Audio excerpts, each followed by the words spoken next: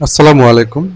আপনারা নিশ্চয়ই ইতিমধ্যে জেনেছেন আজ ১৩ তারিখ স্বৈরাচারী আওয়ামী লীগ সরকারের দুই পাণ্ডব, যাকে আমরা সবাই দরবেশ নামে চিনি, সেই দরবেশ এবং আরেকজন হচ্ছে আইনমন্ত্রী আনিসুল হক, এই দুজন আটক হয়েছে।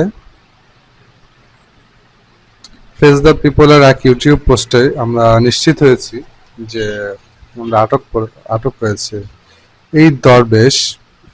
এর বিরুদ্ধে কথা বলা, এর লুটপাট, চাঁদাবাজি, শেয়ার মার্কেট কেলেঙ্কারি এসব নিয়ে কথা বলার জন্য আপনাদের নিশ্চয়ই মনে আছে সালমান এফ রহমান এবং গোলাম মাওলা রনি, এদের দুজনকেই কতটা বেশি অপদস্থ হতে হয়েছে।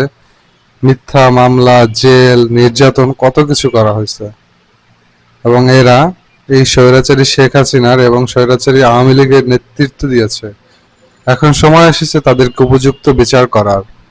আমি চাই বাংলাদেশের আইন সুন্দরভাবে তাদের বিচার করুক, সুষ্ঠু এবং সঠিকভাবে তদন্ত করুক এবং বিচার করুক।